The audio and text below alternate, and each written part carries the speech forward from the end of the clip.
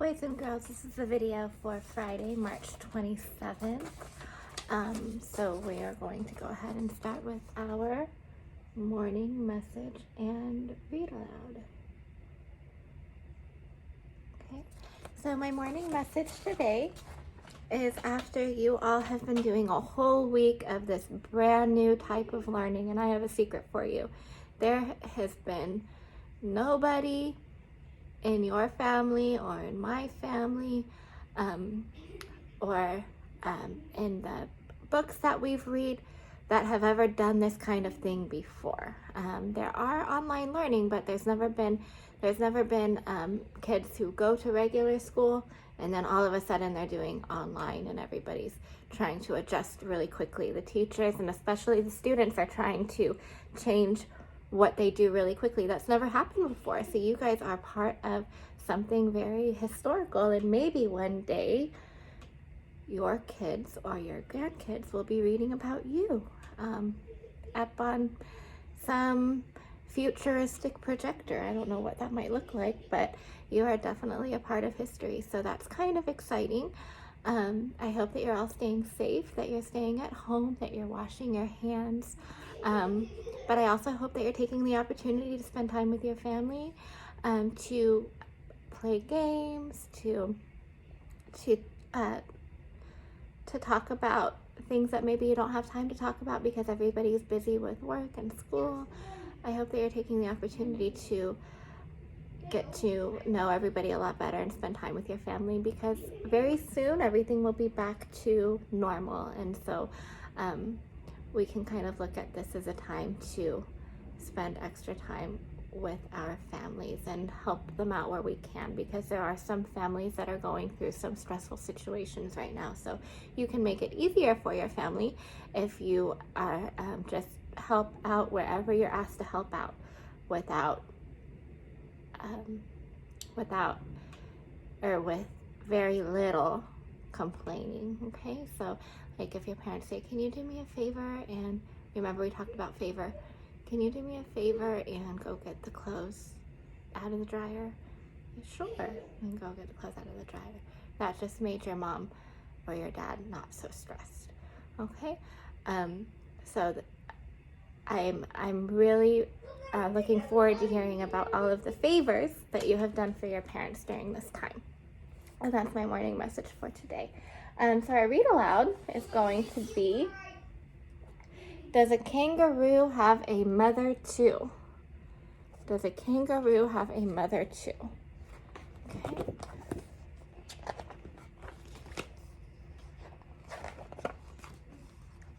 By Eric Carle. Eric Carle also wrote The Very Hungry Caterpillar. Yes, a kangaroo has a mother, just like me and you. Does a lion have a mother too? Yes, a lion has a mother, just like me and you. Does a giraffe have a mother too? Yes, a giraffe has a mother, just like me and you. Does a penguin have a mother too?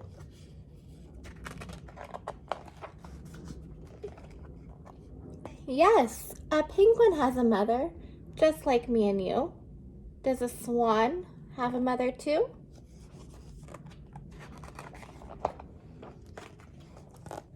Yes, a swan has a mother, just like me and you. Does a fox have a mother too?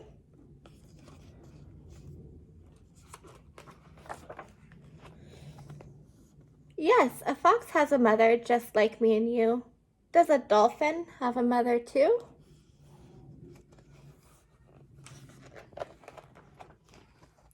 Yes, a dolphin has a mother, just like me and you. Does a sheep have a mother too?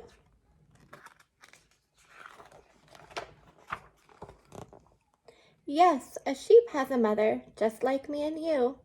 Does a bear have a mother too? Yes, a bear has a mother, just like me and you. Does an elephant have a mother too? Yes, An elephant has a mother, just like me and you. Does a monkey have a mother too?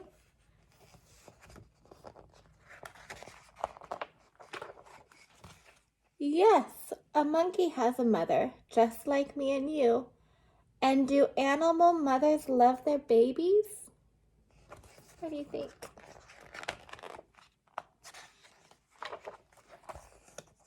Yes, yes, of course they do.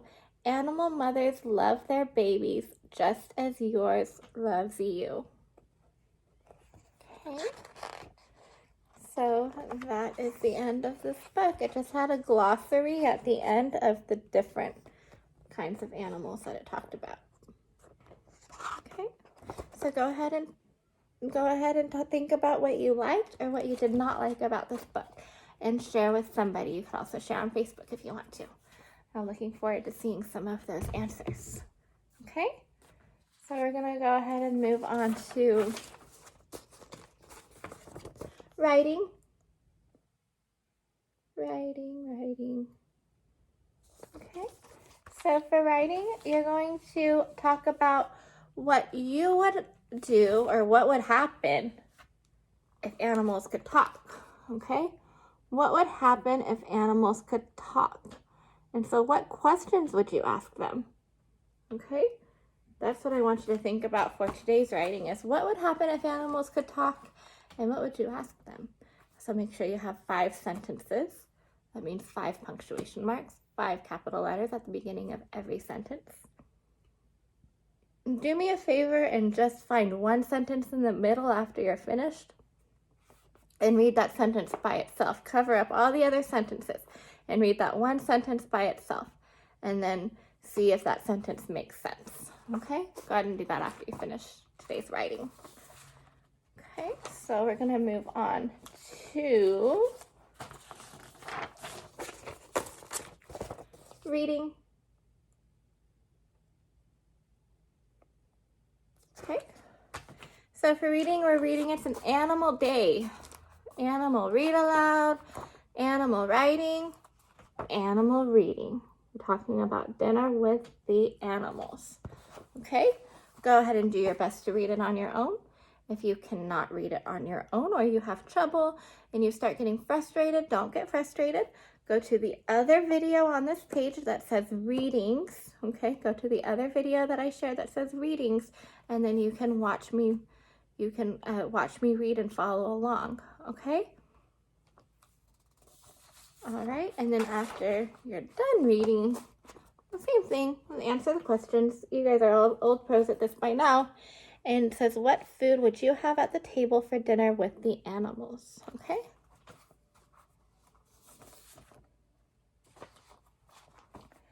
Alrighty. And so today we're going to do, let's click on phonics.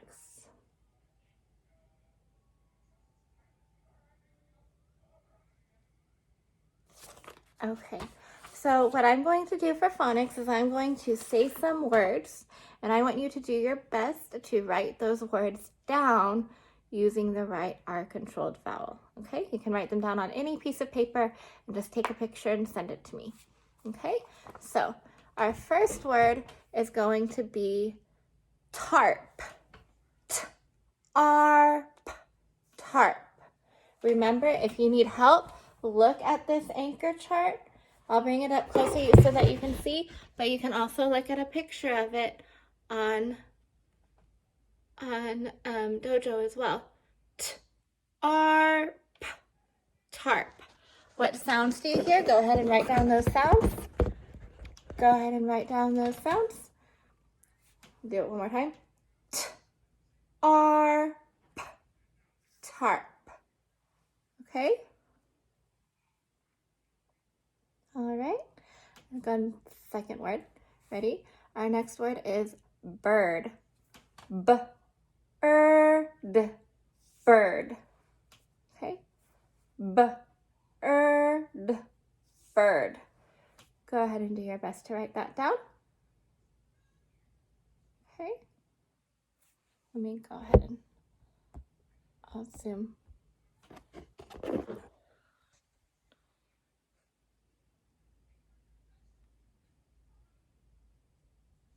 b, b, bird, bird. Okay.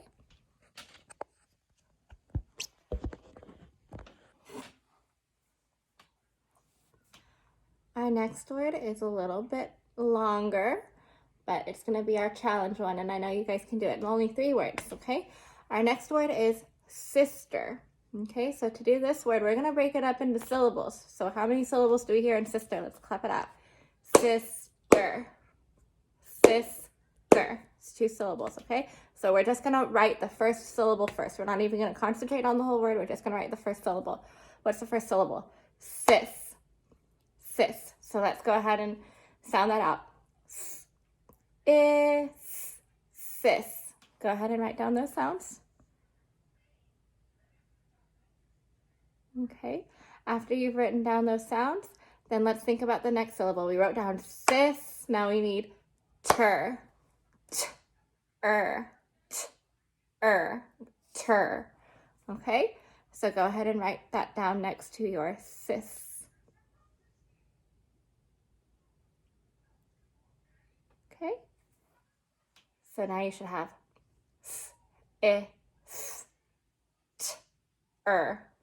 sister.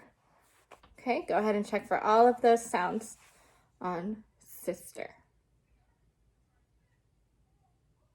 Okay, so that is the end of phonics. We're going to go on to math. Math. And actually, I know that yesterday I said that today we would you'd practice a strip diagram on your own. I had forgotten that on Friday I gave you a break from word problems, okay? So I gave you a break from word problems, but if you want to go back to one of the other word problems from the week and see if you could use a strip diagram, that would be cool. You don't have to, though. There'll be plenty of chances to try a strip diagram next week, okay?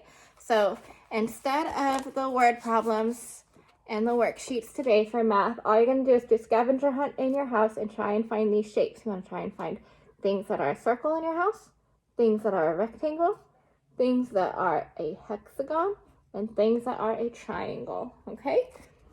See if you can go around your house and tell me what things are those shapes.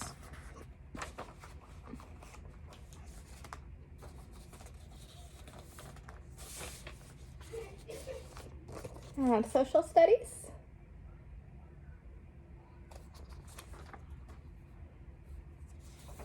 Okay, so for social studies, I actually don't have a question for you for Friday. I just want you to, one last time, you're going to see you came to the end of your packet. You're going to see it's the very end of it and you have these stories.